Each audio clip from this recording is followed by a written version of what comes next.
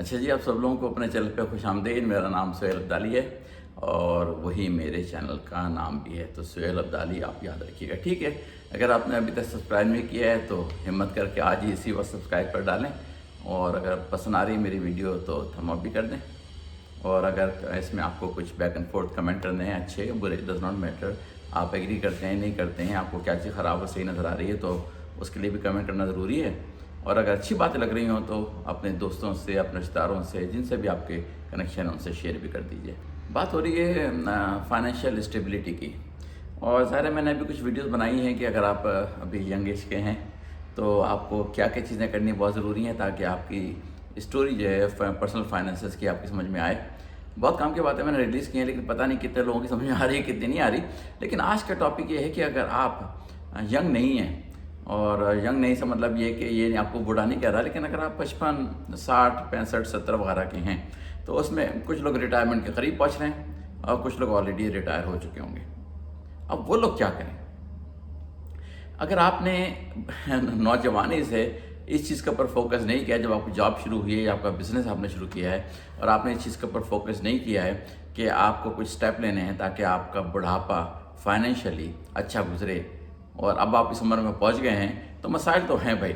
इसलिए मैं बार बार कहता हूं कि पहले आप अपने ऊपर तवज्जो दीजिए, अपने फ्यूचर के ऊपर। ये जो डिपेंडेंसी हमने दिमागी तौर पे बना रखी है कि बच्चे हमारा इन्वेस्टमेंट है, ये इस पर आप ना करें तो अच्छा है।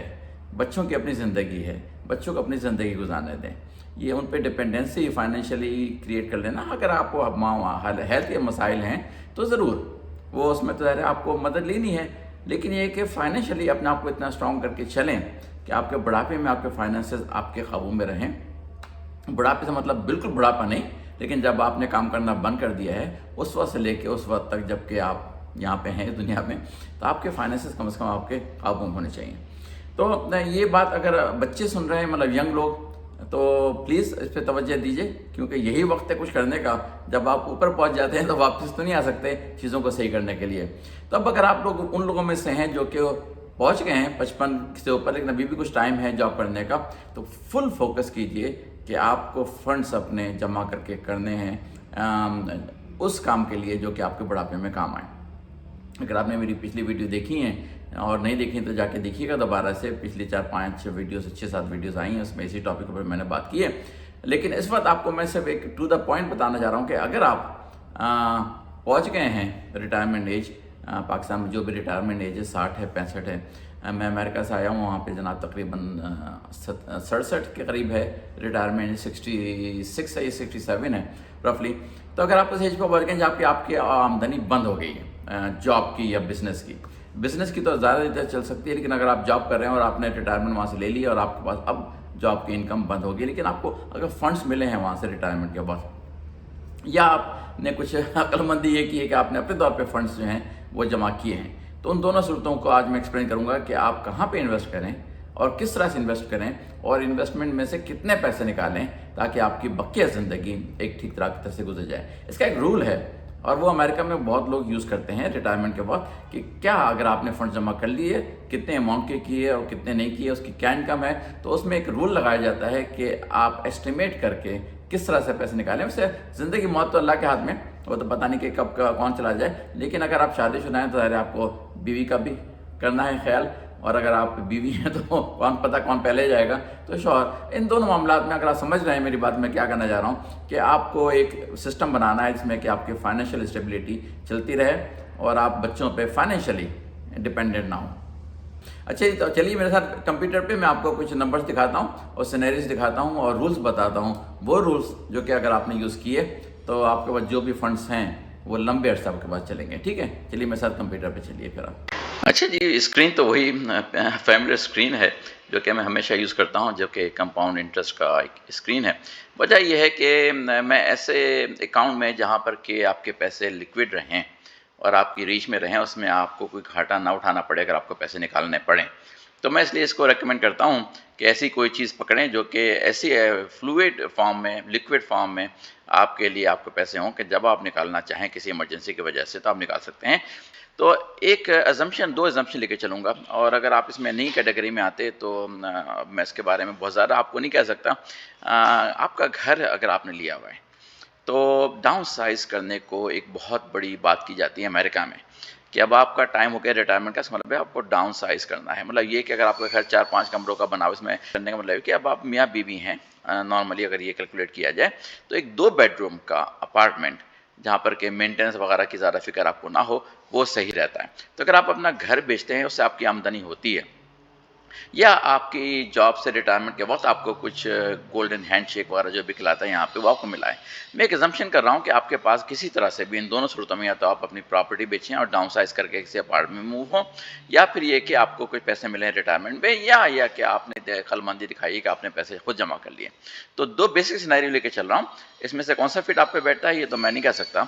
तो 1 करोड़ का अगर आपके पास फंड है रिटायरमेंट के बाद, अब वो करोड़ घर बेचने में, या कि गोल्डन हैंडशेक रिटायरमेंट में, या फिर ये समझ लें कि आपने खुद जमा किए हुए हैं। तो जो भी सिचुएशन है आप उसको खुद डिसाइड कीजिएगा। और ये 1 करोड़ आपने इन्वेस्ट कर दिए सिस्टम में, जो कि मैं बताता हूँ बार-बार कंपाउंड इंटरेस्ट का।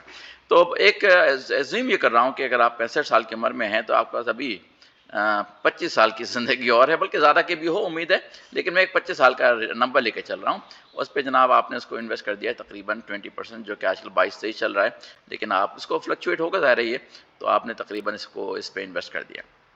अब दिखाने की बात ये है कि इसकी आमदनी जो है आपको सालाना अगर आप निकालते हैं तो तकरीबन आपको रफली टैक्स वगैरह कटने के बाद 1.5 लाख महीने के मिलते हैं।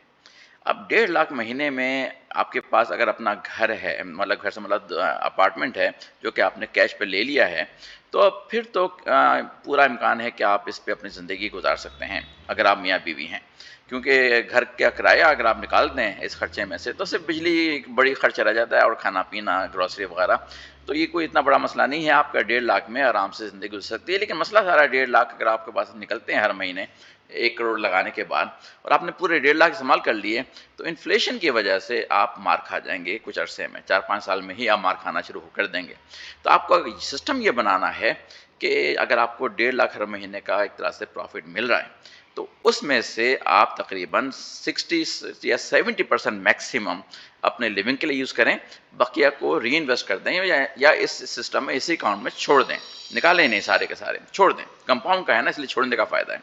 तो अगर आपका 1.5 लाख का बनता है तो तकरीबन आप समझ लें कि 90,000 से लेके 1 लाख तक आप यूज़ कर सकते हैं मैक्सिमम। बकिया पैसे जो 50,000 रह गए हैं उसको यूज़ ना करें, उसको इसी में छोड़ें, क्योंकि ये सिस्टम अमेरिका में यूज़ होता है। एक फार्मूला यूज़ करते हैं कि 60 to 70% मैक्सिमम आप इनकम का जो ज़रिया उसको यूज़ करें, बकिया को आप री इन्वेस्ट करते रहें, क्योंकि वो आपको इन्फ्लेशन को भी आपने मैनेज करना है, क्योंकि चीज़ें महंगी होती चली जाएंगी वक्त के साथ साथ। अच्छा, दूसरा सिनेरियो एक और लेके चलता हूँ। अगर आपकी कंडीशन थोड़ी बेहतर है और आपने कुछ ऐसा कर डाला कि आपने 2 करोड़ जो हैं वो जमा कर डाले। अब इसमें बताता हूँ कि क्या फ़ायदा हुआ है। अच्छा, तो अगर आपने किसी तरह मैं तो आपके पास 3 भी हो सकते हैं, 4 भी हो सकते हैं। बहुत आपको फ़ायदे की बात बता रहा हूँ, अगर आपके पास और ज़्यादा पैसे हैं, मैं आपको सिनेरियो बता रहा हूँ कि 2 करोड़ पे अगर आपने इन्वेस्ट कर दिया ऐसे सिस्टम में, तो तकरीबन आपके पास अब जो है एक एवरेज ये है कि तकरीबन 3 लाख आपको मिलेंगे महीने के। तो उम्मीद ये है कि आप 3 लाख पूरे के पूरे इस्तेमाल नहीं कर डालेंगे। वही अगर आप 60% का लगाएँ रेशियो, तो आपको तकरीबन 1,80,000 आप महीने के खर्च कर सकते हैं। बकिया पैसे आप इसी अकाउंट में छोड़ दें, कि आपको कोई निकाल के दोबारा री इन्वेस्ट करने की ज़रूरत नहीं है, क्योंकि कंपाउंड इंटरेस्ट का अकाउंट है, इसमें आप हर महीने पैसे निकाल सकते हैं, हर महीने पैसे डाल सकते हैं। तो इसमें आपने तकरीबन अगर आपको 3 लाख हर महीने की आमदनी हो रही है सिस्टम के ज़रिए, रफ़ एस्टिमेट सारे चल रहे हैं, तो आपने उसमें से 1,80,000 करके अपनी ज़िंदगी चलाई और बकिया छोड़ दिए। तो सारे 1,80,000 में अगर आपकी अपनी 2 बेडरूम का अपना अपार्टमेंट भी है कहीं पे, अगर आप किराए पे भी हैं, तो फिर भी आप एक बेसिक ज़िंदगी गुज़ार सकते हैं, क्योंकि किराया बहरिया में मैं रहता हूँ, वहाँ पे अगर 2 बेडरूम का अपार्टमेंट देखा जाए तो 30,000 में मिल जाता है, और अगर आपका 30,000 का बिजली का बिल भी आता है 2 बेडरूम के ऊपर, तो 60,000 तो ये हो गया। बाकी आप सोच लीजिए कि और चीज़ें हैं खाने-पीने की, और मासी और ये और वो, तो आप फिर भी 1,80,000 में ठीक-ठाक गुज़ारा आराम से कर सकते हैं। एक आखिरी सिनेरियो फिर बता देता हूँ कि अगर आपने और अच्छा मामला कुछ कर के रख लिया, और 2 करोड़ के बजाय अगर 3 करोड़ की बात करते हैं तो इस सूरत में जो है अगर आपने ये सिस्टम अपनाया और आपका इत्तेफाक से 4 करोड़ का इन्वेस्टमेंट आपने कर दी तो तकरीबन आपको इस सूरत में जो मिल रहे हैं पैसे इंटरेस्ट की सूरत में वो 5 लाख मिल रहे हैं। तो रूल अगर आप वही 60 पाला लगाते हैं तो 3 लाख तकरीबन आप अपने इस्तेमाल में हर महीने ला सकते हैं और बकिया 3 लाख से ऊपर जो हैं वो आपको इसी में छोड़ने ताकि आपकी इन्फ्लेशन जो हो रही है उसको आप मैनेज कर सकें। अगर आपने सारे पैसे निकाल के खर्च कर दिए तो बहुत जल्दी आप मार खा के नेगेटिव में चले जाएंगे और फिर आप बुरे हालात में चले जाएंगे। तो आपको 60% का रेशो निकालना है तकरीबन कि जो इनकम आ रही है आपकी हर महीने की इंटरेस्ट की सूरत में उसका सिर्फ 60% आप यूज़ कीजिए, 40% यहीं पड़ा रहने दें कंपाउंड इंटरेस्ट में ताकि वो इन्फ्लेशन को मैनेज करता रहे हर सूरत में। ठीक है, तो ये मैंने आपको आज लेक्चर देना उन लोगों को जो कि रिटायरमेंट के करीब हैं या रिटायर्ड हो चुके हैं कि वो किस तरह से अगर उन्होंने ये कर लिया है अभी तक तो किस तरह से अपनी ज़िंदगी बगैर किसी फ़िक्र परेशानी के गुजार सकते हैं। चलिए जी, ये तो हो गई ये थोड़ी सी रिटायरमेंट करीब वालों की और रिटायर्ड होने वालों की बातें। अगली वीडियो में कुछ और बातें होने वाली हैं। जब तक इजाज़त दीजिए, फिर मुलाकात होती है। अल्लाह हाफ़िज़।